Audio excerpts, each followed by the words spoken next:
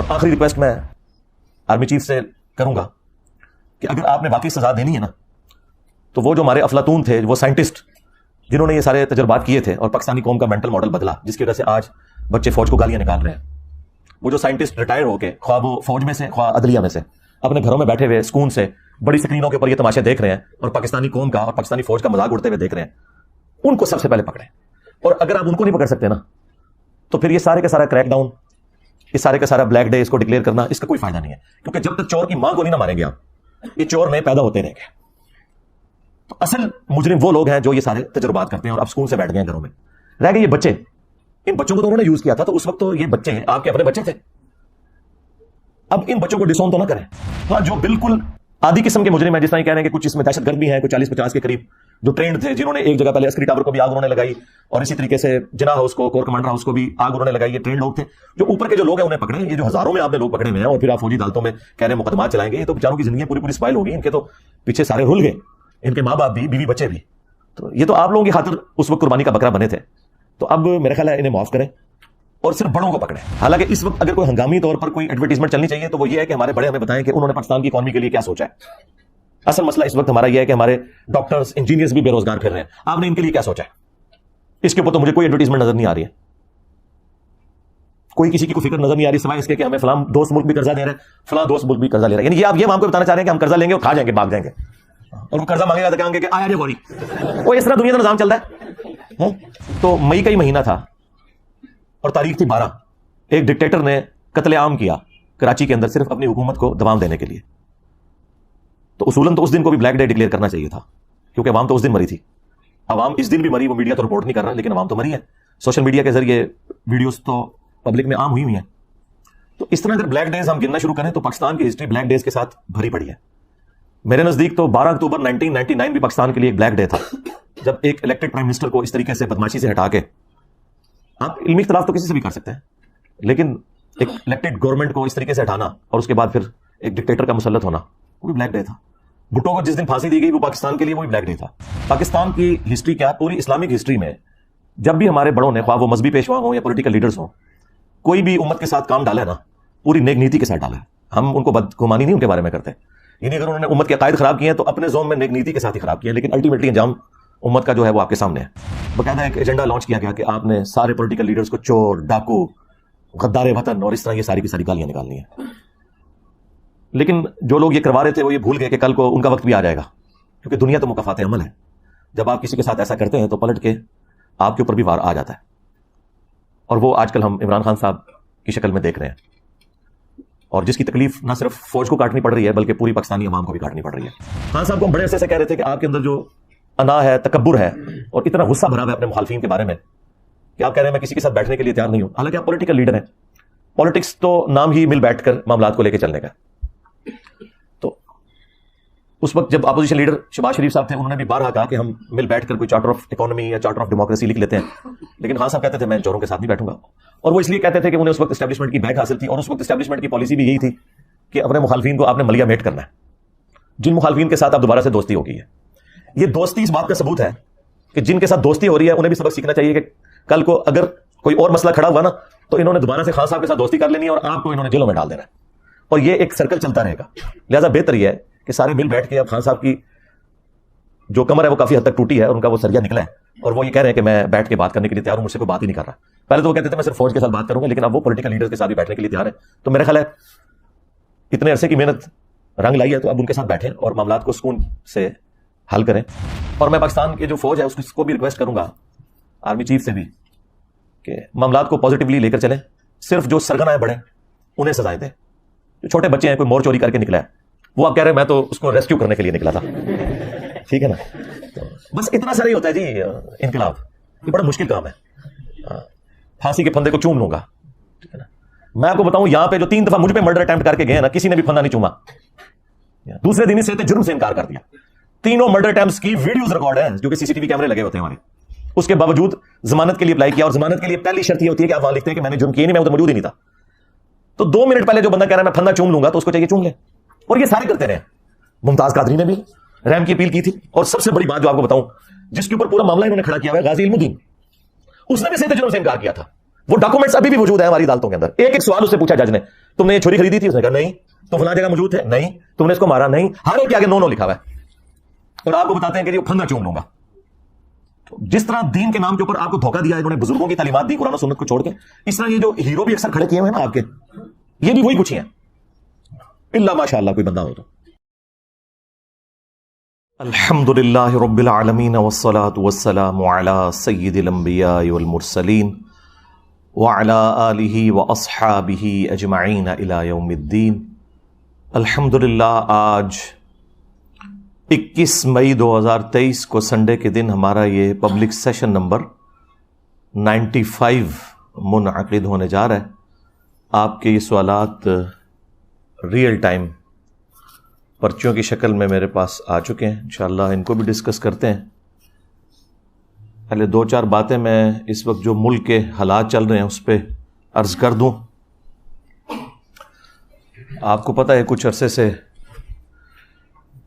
پاکستان کی جو political situation ہے یہ کافی زیادہ خراب ہو چکی ہوئی ہے, اور ظاہر ہے کہ اس کا ایفیکٹ پاکستان کی عوام پہ بھی پڑتا ہے. اور سب سے بڑھ کر یہ کہ ہمارے پولیٹیکل لیڈرز مذہب کی آڑ لے کر اپنے پولیٹیکل گینز کی خاطر عوام کو کسی خاص ٹریک کے اوپر چڑھا دیتے ہیں. اس کا نقصان پھر مجھے اٹھانا پڑتا ہے. ظاہر ہے جب کوئی مذہبی ٹچ دے گا اپنی ویڈیوز کے اندر, مذہب کو ٹول کے طور پر استعمال کرے گا, تو پھر مذہبی پلیٹ فارم کی ذمہ داری ہے کہ وہ سچائی کی بات لوگوں کو بتائے, اس کے بغیر گزارا نہیں ہے. اور یہ جو مذہبی ٹچ والا ایشو ہے یہ شروع سے ہی ہے. یعنی پاکستان میں بہت بڑا ایک ڈکٹیٹر جس نے 11 سال تک حکومت کی, ضیاء الحق, اس کے زمانے میں تو تمام علماء اس کے ساتھ اٹیچ تھے اور مرد مومن, مرد حق, ضیاء الحق نعرے لگایا کرتے تھے, اور وہ ایک بڑے لیول کا مذہبی ٹچ تھا. خیر اس شر میں سے بھی کچھ خیر ضرور نکلا, لیکن اوورآل جو فرقہ وارانہ فسادات ہیں نا پاکستان کے اندر, وہ اسی کے زمانے میں شروع ہوئے. کیونکہ تازہ ایران میں انقلاب آیا تھا امام خمینی کے زیر اثر 1979 میں, تو انقلاب جب بھی کسی ملک میں آتا ہے تو وہ ایکسپورٹ ہوتا ہے دوسرے ملکوں تک. تو سعودی عرب کے بھی کان کھڑے ہو گئے, انہوں نے پاکستان میں پیسہ لگایا اور یہاں پر انہوں نے دیوبند مکتب کو یوز کیا اس حوالے سے کہ ایک پراکسی وار ایران اور سعودیہ کی پاکستان میں شروع ہو گئی, جس میں بہت قتل و غارت ہوا. یہ میں ضیاء الحق کے دور کی بات کر رہا ہوں. اس وقت کئی نان اسٹیٹ ایکٹر تنظیمیں بنی, اور اس وقت ہمارے ریاستی اداروں کے انڈر وہ لوگ کام کرتے تھے, اور یہاں تک بات پہنچی کہ ٹوائلٹس کے اندر بھی نعرے لکھے گئے شیعہ کافر. حالانکہ شیعہ کا لفظ بھی قرآن کا ہے, کافر کا لفظ بھی قرآن کا ہے, حروف تہجی قرآن کے ہیں. آپ شیطان کا نام بھی ٹوائلٹ میں نہیں لکھ سکتے, جوتی کے اوپر نہیں لکھ سکتے. حروف تہجی کا تو احترام ہے نا, وہ شیطان کا احترام نہیں ہو رہا, قرآن کے حروف تہجی کا احترام ہے. اور یہ سلسلہ جاری رہا, اور پھر اس کا اینڈ ہوا جب امریکہ یہاں سے چلا گیا, اور پاکستان نے پھر ایک نیا یو ٹرن لیا. کہاں وہ ہارڈ لائنر ایک ڈکٹیٹر مذہب کے پوائنٹ آف ویو سے, اور کہاں ایک لبرل قسم کا ڈکٹیٹر مشرف پاکستان پہ مسلط ہوا, اور ہر چیز 180 ڈگری پھر گئی. یعنی پہلے فوج کے اندر اگر کسی نے چھٹی لینی ہوتی تھی تو وہ سروزے لگاتا تھا, چلے لگاتا تھا, اور چونکہ ضیاء الحق کا تعلق دیوبند مکتب سے تھا, وہ لال مسجد والوں کا بڑا معتقد تھا, نماز بھی وہیں پڑھا کرتا تھا. اس وجہ سے اس نے ایک مذہبی ٹچ فوج کے اندر دیا کہ جو کوئی تبلیغی جماعت کے ساتھ جانا چاہے تو اسے عام اجازت ہے, اسے چھٹی دے دی جائے. اور یہ لال مسجد کافی عرصہ تک ISI کا بھی ہیڈ کوارٹر بنی رہی, لیکن مشرف کے دور میں اسی لال مسجد کے اندر قتل عام ہوا, آپ کو پتہ ہے, تو میڈیا نے بھی کور کیا. اور پھر اس کی تکلیف ہم نے کم از کم 10-15 سال تو کاٹی خودکش حملوں کی شکل میں. یہ پوری وہ ہسٹری ہے جو میں آپ کو بتا رہا ہوں پاکستان کی. تو جب یہ مشرف آیا تو اس نے انلائٹنڈ ماڈریشن ایک نعرہ لگایا، سب سے پہلے پاکستان. وہ سب سے پہلے پاکستان کا مطلب یہ کہتا تھا کہ ابھی اسلام کو چھوڑو، پاکستان کو لے کے چلو. حالانکہ پاکستان اس لیے تو نہیں بنا تھا، لیکن ظاہر ہے چونکہ ایک کمانڈ تھی اوپر، نچلے والے لوگ بھی بیچارے مجبوراً اوبے کرتے تھے، ناراض بھی تھے. ریٹائرمنٹ کے بعد کتابیں بھی لکھتے رہے. اس وقت کوئی اس کے سامنے کھڑا نہیں ہوا. اور مذہبی لوگوں کے لیے زمین تنگ ہو گئی فوج کے اندر. داڑھی والے لوگوں کے لیے جو مذہبی لوگ تھے اس وقت، ان کی جو وہ ACRs لکھی جاتی ہیں نا، اس میں ایک ٹرم ڈیوائز کی گئی، ریلیجسلی موٹیویٹڈ. وہ آج تک چلتی ہے. یعنی کوئی مذہبی بندہ ہو نا کہ اس کو ہم نے اس رینک سے اوپر نہیں لے کے جانا، تو اس کے اوپر وہ لکھ دیتے ریلیجسلی موٹیویٹڈ.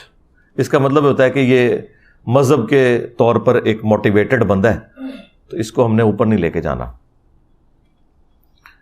تو اس طرح کے سارے معاملات شروع ہوئے،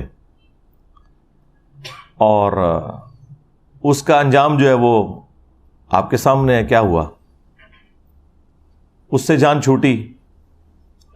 پھر یہاں پہ ایک ڈیموکریٹک گورنمنٹ آ گئی، اور وہ ساری زرداری صاحب کے ہاتھ میں تھی. ان کا ٹینیور پورا ہوا، پھر نواز شریف صاحب آئے، اور پھر نواز شریف صاحب کے دور میں نئے تجربات شروع ہو گئے. عمران خان صاحب کو لانچ کیا ہماری اسٹیبلشمنٹ نے، بڑی نیک نیتی کے ساتھ کیا. پاکستان کی ہسٹری کیا، پوری اسلامک ہسٹری میں جب بھی ہمارے بڑوں نے، خواہ وہ مذہبی پیشوا ہوں یا پولیٹیکل لیڈرز ہوں، کوئی بھی امت کے ساتھ کام ڈالا ہے نا، پوری نیک نیتی کے ساتھ ڈالا ہے. ہم ان کو بدگمانی نہیں ان کے بارے میں کرتے. یعنی اگر انہوں نے امت کے عقائد خراب کیے ہیں تو اپنے زوم میں نیک نیتی کے ساتھ ہی خراب کیے ہیں، لیکن الٹیمیٹلی انجام امت کا جو ہے وہ آپ کے سامنے ہے. اور یہی کچھ یہاں پہ بھی ہوا. اور وہ صرف پولیٹیکل اختلاف رہتا تو پہلے بھی تھا. باقاعدہ ایک ایجنڈا لانچ کیا گیا کہ آپ نے سارے پولیٹیکل لیڈرز کو چور، ڈاکو، غدار وطن اور اس طرح یہ ساری کی ساری گالیاں نکالنی ہیں. لیکن جو لوگ یہ کروا رہے تھے وہ یہ بھول گئے کہ کل کو ان کا وقت بھی آ جائے گا، کیونکہ دنیا تو مکافات عمل ہے. جب آپ کسی کے ساتھ ایسا کرتے ہیں تو پلٹ کے آپ کے اوپر بھی وار آ جاتا ہے. اور وہ آج کل ہم عمران خان صاحب کی شکل میں دیکھ رہے ہیں، اور جس کی تکلیف نہ صرف فوج کو کاٹنی پڑ رہی ہے بلکہ پوری پاکستانی عوام کو بھی کاٹنی پڑ رہی ہے. 9 مئی جو 2023 کو انہوں نے بلیک ڈے ڈکلیئر کیا، ظاہر ہے کہ اس دن وہ کچھ ہوا جو پاکستان کی ہسٹری میں کبھی اس طریقے سے نہیں ہوا تھا. بہت تکلیف دہ چیز ہے، خواہ وہ چند لوگوں نے کیا یا آرگنائز طریقے سے ہوا. بہرحال یہ ایکٹیویٹی تو بہت بڑی تھی کہ پاکستانی عوام جو ہے وہ GHQ میں گھس گئی، کور کمانڈر کے گھر میں گھس گئی. اس طرح پاکستان کی تاریخ سے متعلقہ جو چیزیں تھیں انہیں آگ لگائی گئی. فوجیوں کے جو مجسمے تھے وہ اس وجہ سے نہیں نیچے گرائے گئے کہ بت بنانا حرام ہے اسلام میں، بلکہ اس وجہ سے کہ وہ اینٹی اسٹیبلشمنٹ ایک بیانیہ چل رہا تھا. نقصان اس میں الٹیمیٹلی عوام کا ہوا ہے، کیونکہ ان سب لوگوں کے پاس بڑے اچھے ہیوی بجٹ موجود ہیں. ان کا فرنیچر بھی نیا آ جائے گا، بلڈنگ بھی نئی بن جائے گی، پیسے پھر عوام نے دینے ہیں ٹیکسز کی شکل میں. لیکن نقصان جو ہے نا وہ الٹیمیٹلی عوام کو ہوا ہے.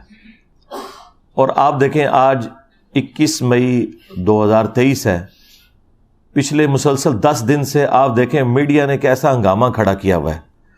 ہر ٹی وی چینل کے اوپر وہ بلیک ڈے کے نام کا ایک اشتہار چل رہا ہے. اب یہ اشتہار بھی پاکستان کی عوام کے ٹیکسز کے پیسوں سے ہی چل رہے ہیں. ظاہر ہے اس کی فیس انہوں نے ادا کرنی ہے نا، مفت تو کوئی اشتہار نہیں چلاتا. تو اور کس طریقے سے اسے ایک پروپیگیٹ کیا جا رہا ہے. میں یعنی یہ جو ایکٹیویٹی ہے اس کے خلاف نہیں ہوں، جو کچھ یعنی یہ کیا جا رہا ہے عوام کو ایجوکیٹ کرنے کے لیے، لیکن اگر اسی طریقے سے آپ کسی ایک خاص چیز کی لکیر پیٹیں گے تو مئی کا ہی مہینہ تھا اور تاریخ تھی 12، ایک ڈکٹیٹر نے قتل عام کیا کراچی کے اندر صرف اپنی حکومت کو دوام دینے کے لیے، تو اصولاً تو اس دن کو بھی بلیک ڈے ڈکلیئر کرنا چاہیے تھا، کیونکہ عوام تو اس دن مری تھی۔ عوام اس دن بھی مری، وہ میڈیا تو رپورٹ نہیں کر رہا، لیکن عوام تو مری ہے۔ سوشل میڈیا کے ذریعے ویڈیوز تو پبلک میں عام ہوئی ہیں۔ تو اس طرح اگر بلیک ڈیز ہم گننا شروع کریں تو پاکستان کی ہسٹری بلیک ڈیز کے ساتھ بھری پڑی ہے۔ میرے نزدیک تو 12 اکتوبر 1999 بھی پاکستان کے لیے ایک بلیک ڈے تھا، جب ایک الیکٹڈ پرائم منسٹر کو اس طریقے سے بدماشی سے ہٹا کے، آپ علمی اختلاف تو کسی سے بھی کر سکتے ہیں، لیکن ایک الیکٹڈ گورنمنٹ کو اس طریقے سے ہٹانا اور اس کے بعد پھر ایک ڈکٹیٹر کا مسلط ہونا، وہ بھی بلیک ڈے تھا۔ بھٹو کو جس دن پھانسی دی گئی وہ پاکستان کے لیے وہ بھی بلیک ڈے تھا۔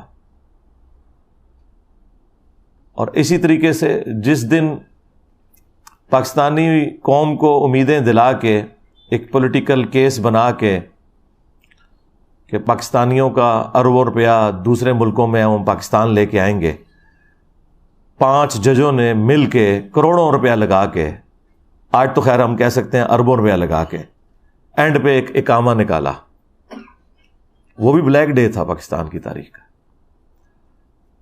لیکن اب خاص طور پر چونکہ ایک پولیٹیکل جماعت کو ٹارگٹ کرنا ہے، اس کی وجہ سے یہ پروپیگنڈا ایک میڈیا کے اندر چل رہا ہے۔ پازیٹیو، وہ تو اسے پازیٹیو ہی سمجھتے ہیں۔ دوسری طرف خان صاحب کی مس ہینڈلنگ یہ ہے کہ وہ پہلے تو انجوائے کرتے رہے اس پورے معاملے کو، انہیں سب لوگوں نے کہا کہ آپ اسے کنڈیم کریں، یہ کیا حرکت کی ہے آپ کے لوگوں نے، تو وہ آگے سے ہی کہتے رہے کہ بھائی جب مجھے گرفتار کریں گے تو ایسے تو ہوگا۔ حتیٰ کہ خود ان کے جو قریبی دوست ہیں جو ہمارے چیف جسٹس صاحب ہیں، انہوں نے بھی کہا کہ خان صاحب آپ کنڈیم کریں اسے۔ خان صاحب نے اس وقت بھی کنڈیم نہیں کیا۔ اس کے بعد پھر ظاہر ہے کہ آپ کو پتہ ہے ہمارے سیکیورٹی ادارے، انہوں نے پھر طے کر لیا کہ ٹھیک ہے اب خان صاحب کو سبق سکھانا ہے۔ اس کا آغاز خان صاحب کی غلطیوں سے ہوا، اور اب آپ دیکھ رہے ہیں 2 دن پہلے انہوں نے صحافیوں کے سامنے یہ بات کر دی ہے کہ یہ بالکل غلط ہوا ہے۔ یہ اس وقت کر دیتے نا تو یہ اتنا بڑے لیول کا کریک ڈاؤن نہ ہوتا، لیکن اب میں اسے یہ بھی نہیں کہہ سکتا کہ دیر آئے درست آئے، یہ بہت دیر سے آ گیا ہے۔ تو چلیں شکر ہے فی الوقت ان کی طرف سے یہ سٹیٹمنٹ آنا بھی کم از کم تھوڑا مرہم تو ہے ہم جیسے لوگوں کے لیے جو کہہ رہے تھے کہ یار ایک پولیٹیکل لیڈر کو تو یہ زیب نہیں دیتا کہ وہ اس طرح کی ایکٹیویٹیز کو سپورٹ کرے، اس کا کام ہے کہ وہ اعلانیہ آ کے اسے کنڈیم کرے کہ یہ کام غلط ہوا ہے۔ لیکن اب جو کچھ میں دیکھنے جا رہا ہوں، میں نے آپ کو پہلے بھی بتایا تھا جب تحریک عدم اعتماد کامیاب ہوئی تھی تو میں نے آپ کو کہا تھا کہ اب جب الیکشن ہوں گے تو خان صاحب تو دوبارہ نہیں آئیں گے، کیونکہ جب ہٹانے والے ہٹاتے ہیں تو پھر وہ اس دفعہ تو اسے نہیں لے کے آتے۔ تو اس وقت لوگ کہہ رہے تھے کہ جناب آپ کو سمجھ نہیں ہے، میرے خیال وقت کے ساتھ آپ کو سمجھ آتی جا رہی ہوگی۔ اس وقت دیکھیں خان صاحب کا گراف انہوں نے آسمان سے زمین پہ گرا دیا ہے، اور اس میں سب سے زیادہ قصور خود ان کا ہے، خان صاحب کا، جو کچھ پچھلے 2 ہفتوں کے اندر ہوا اور پچھلے 1 سال کے اندر جو کچھ ہو رہا ہے۔ 2 ہفتوں میں تو ذرا زیادہ ہو گیا۔ ہم اس وقت بھی ساتھ ساتھ سمجھا رہے تھے کہ آپ اتنے ایکسٹریم رویے اختیار نہ کریں ورنہ اس کا انجام برا ہوگا، اور وہ ہم نے دیکھا کہ اب بالکل ساری جماعتوں نے مل کے، سارے ریاستی ادارے مل کے ٹارگٹ کیے ہوئے ہیں کہ پی ٹی آئی کو اب کس طریقے سے ہم نے جو ہے وہ ختم کرنا ہے یا قابو میں لانا ہے۔ اور مجھے حیرانگی ان لوگوں کے اوپر ہو رہی ہے جو اس پورے سسٹم کے بینیفیشری ہیں اور اب ایک ایک کر کے آ کے میڈیا پہ آ کے کہہ رہے ہیں کہ جی آج سے میں پی ٹی آئی چھوڑنے کا اعلان کرتا ہوں۔ آپ ان لوگوں کی شکلیں دیکھیں، یہ لوگ آپ کو ساری پارٹیوں میں نظر آئیں گے اکا دکا کے سوا، تو اب ان کو کہیں اور ہڈی ملے گی یہ وہاں چلے جائیں گے۔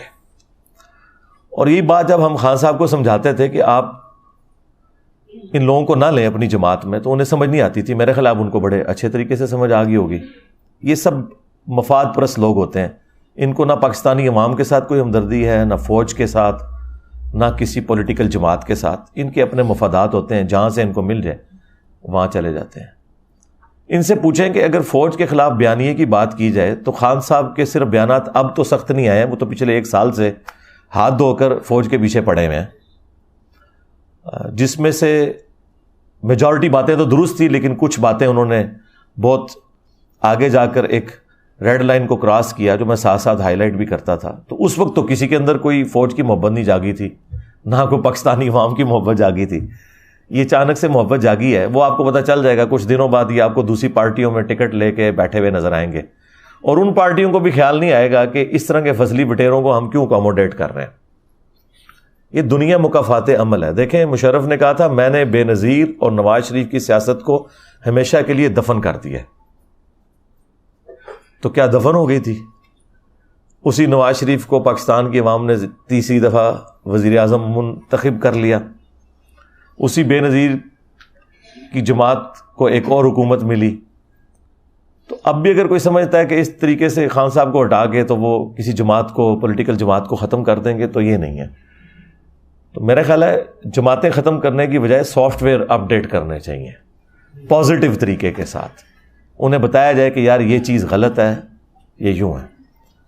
خان صاحب کو ہم بڑے عرصے سے کہہ رہے تھے کہ آپ کے اندر جو انا ہے، تکبر ہے، اور اتنا غصہ بھرا ہوا ہے اپنے مخالفین کے بارے میں کہ آپ کہہ رہے ہیں میں کسی کے ساتھ بیٹھنے کے لیے تیار نہیں ہوں. حالانکہ آپ پولیٹیکل لیڈر ہیں.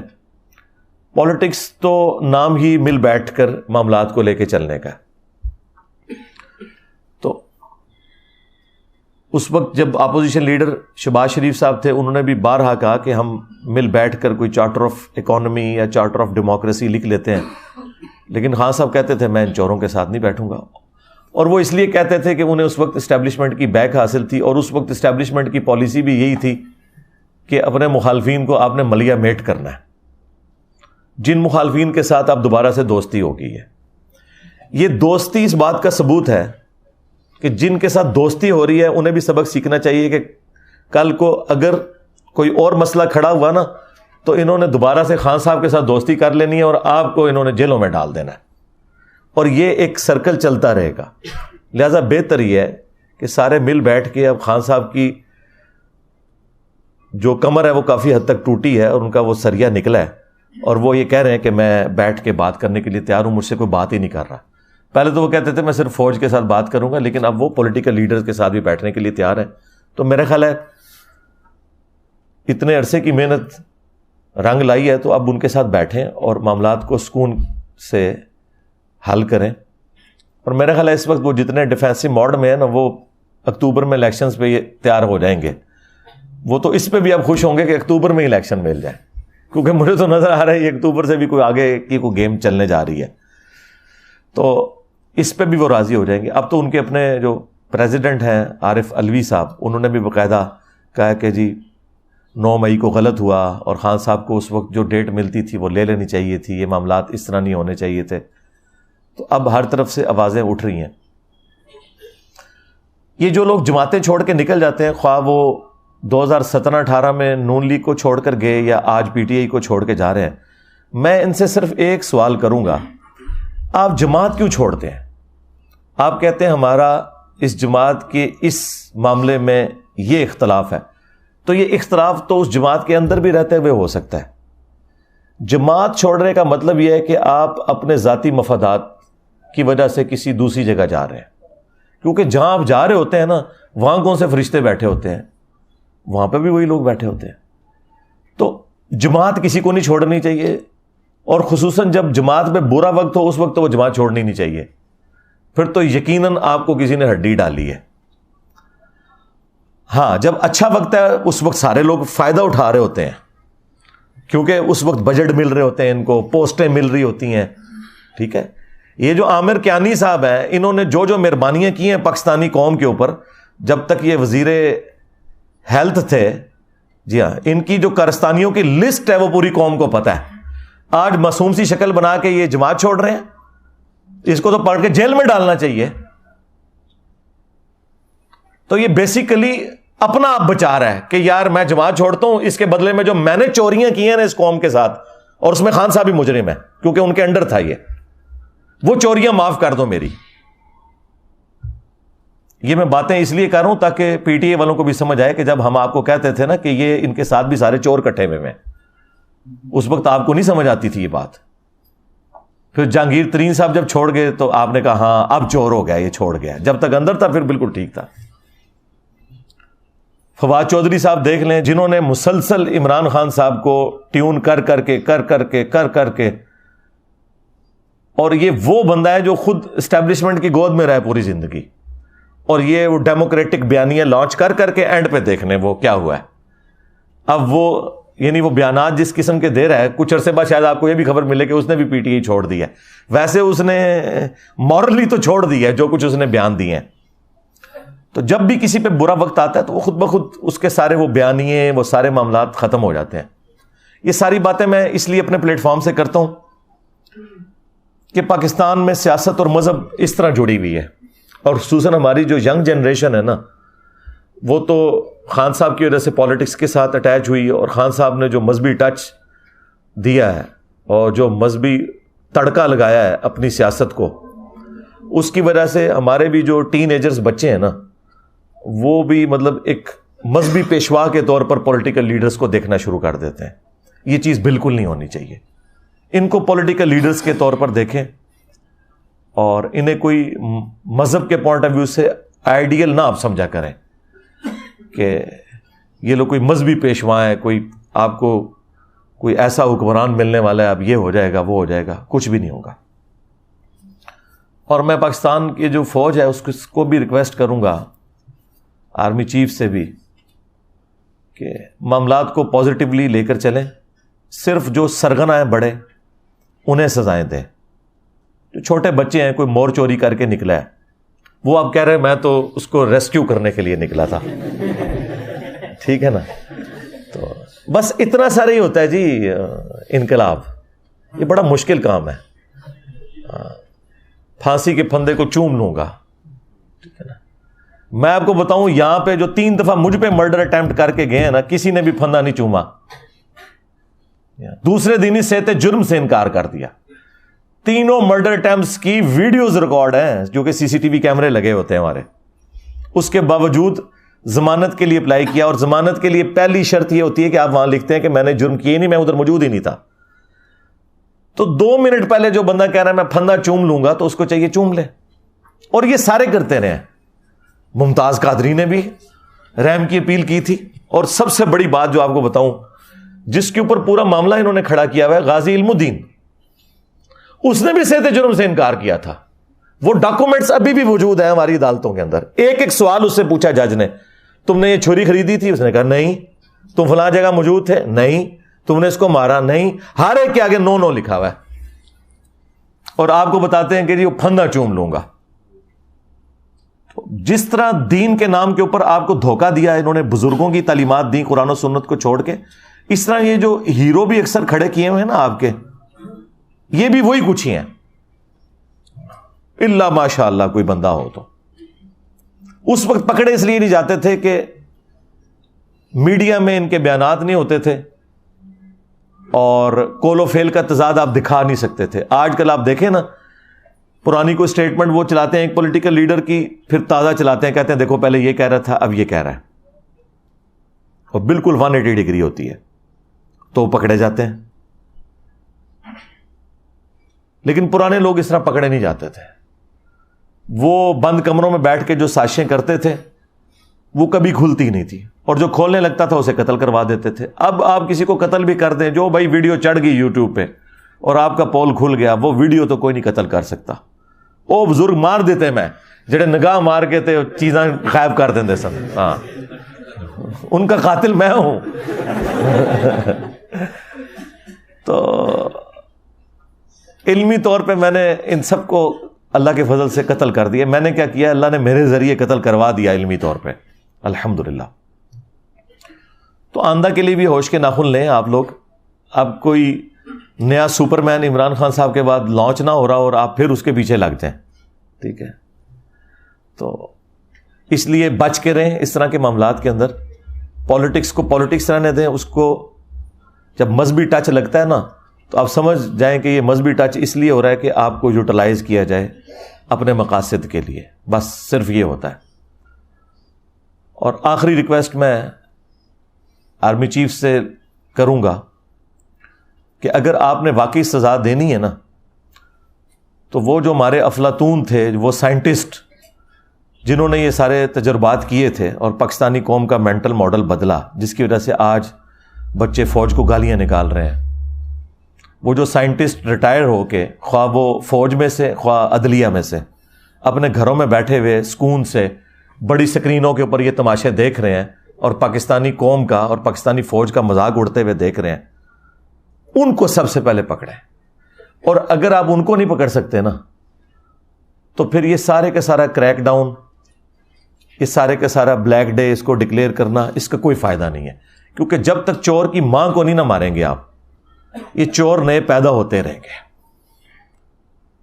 تو اصل مجرم وہ لوگ ہیں جو یہ سارے تجربات کرتے ہیں اور اب سکون سے بیٹھ گئے ہیں گھروں میں. رہ گئے یہ بچے, ان بچوں کو تو انہوں نے یوز کیا تھا, تو اس وقت تو یہ بچے آپ کے اپنے بچے تھے. اب ان بچوں کو ڈسون تو نہ کریں, خود ان کو یہ راستہ دکھا کے. ہو سکتا ہے آج کی قیادت یہ کہ جی ہم اس سسٹم کا حصہ نہیں, وہ پرانی قیادت تھی. تو بھئی یہ بچے بھی پرانی قیادت نے بنائے ہوئے تھے. اگر آپ اس پرانی قیادت کو سزا نہیں دے سکتے تو ان بچوں سے بھی درگزر کریں. ہاں, جو بالکل آدھی قسم کے مجرم ہیں, جس طرح یہ کہہ رہے ہیں کہ کچھ اس میں دہشت گرد بھی ہیں, کچھ 40-50 کے قریب جو ٹرینڈ تھے, جنہوں نے ایک جگہ پہلے عسکری ٹاور کو بھی آگ انہوں نے لگائی, اور اسی طریقے سے جناح ہاؤس کو, کور کمانڈر ہاؤس کو بھی آگ انہوں نے لگائی. یہ ٹرینڈ لوگ تھے. جو اوپر کے جو لوگ ہیں انہیں پکڑیں. یہ جو ہزاروں میں آپ نے لوگ پکڑے ہوئے ہیں اور پھر آپ فوجی عدالتوں میں کہہ رہے ہیں مقدمات چلائیں گے, یہ تو بیچاروں کی زندگیاں پوری پوری سپائل ہو گئی. ان کے تو پیچھے سارے رل گئے, ان کے ماں باپ بھی, بیوی بچے بھی. تو یہ تو آپ لوگوں کی خاطر اس وقت قربانی کا بکرا بنے تھے. تو اب میرا خیال ہے انہیں معاف کریں اور صرف بڑوں کو پکڑیں.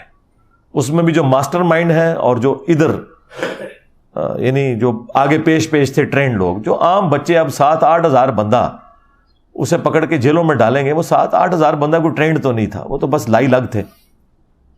اس وقت تو کتنے شوق سے لوگ جا رہے تھے. اب آپ دیکھ رہے ہیں ایک ایک کر کے بندوں کی ویڈیوز آ رہی ہیں کہ جی مجھ سے یہ غلطی ہو گئی, میں معافی مانگتا ہوں. اور اس وقت ان کا آپ جوش کا لیول دیکھیں, لگتا تھا پتہ نہیں پاکستان میں کوئی انقلاب لے کے آ جائیں گے. یہ میں نے آپ کو بارہا بتایا کہ اس طرح کا انقلاب پاکستان میں انشاءاللہ کبھی بھی نہیں آئے گا, اور نہ اللہ کرے کہ کوئی اس طرح کا انقلاب آئے. ہاں, یہ ذہن میں رکھیے گا, کیونکہ پھر مخالفین کو انہوں نے زندہ نہیں چھوڑنا. ادھر انقلاب اس لیے نہیں آئے گا کہ ادھر فرقے بھی بے شمار, پولیٹیکل اختلافات بھی بے شمار, کبھی کوئی ایک لیڈر کے نیچے یہ جمع ہو ہی نہیں سکتے.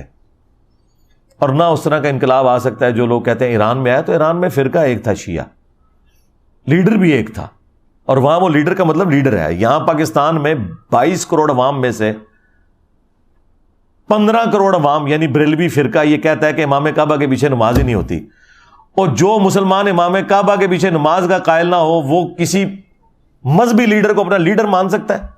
سب سے بڑا اگر کوئی لیڈر ہے یعنی جو نان مسلم مسلمانوں کے بارے میں سوچتے ہوں گے, تو وہ یہی سمجھتے ہوں گے جس طرح ویٹیکن سٹی میں پوپ بیٹھا ہوا ہے, اس طرح خانہ کعبے کا جو یا مسجد نبوی کا امام ہے وہ ان کا لیڈر ہوگا. اس کے پیچھے تو کہتے ہیں یہ نماز ہی نہیں ہوتی. کھیت ہے مٹی انقلاب آنا تھوڑا نہیں, کبھی بھی نہیں آنا. تو اس طرح کے جو انقلابات ہیں نا, وہ بس جذباتی باتیں ہوتی ہیں, کچھ بھی نہیں اس میں سے نکلنا ہوتا. تو آئندہ کے لیے بھی ہوشیار رہیں, چپ کر کے اپنی قبر و آخرت کی تیاری کریں اور اپنے بچوں کو توحید کے اعتبار سے ایجوکیٹ کریں. انشاءاللہ ہماری آنے والی نسلیں پہلے وہ پاکستان دیکھیں جس میں فرقہ واریت نہ ہو, پھر اللہ تعالیٰ انہی میں سے کسی کو ایک آپ کا لیڈر بھی بنا دے گا. لیکن اگر فرقے بنے رہیں گے تو بھائی میں نے آپ کو پہلے بھی بتایا, بریلویوں کی حکومت آئی تو اہل حدیث پھر نہیں بچتے, اور اہل حدیثوں کی حکومت آ گئی تو بریلوی بھی نہیں بچتے, ان کے مزار بھی نہیں بچتے. یہ میں آپ کو بتا دوں. لہٰذا یہاں کوئی اس طرح کے انقلاب وغیرہ کے معاملات کو آپ نہ سمجھیں.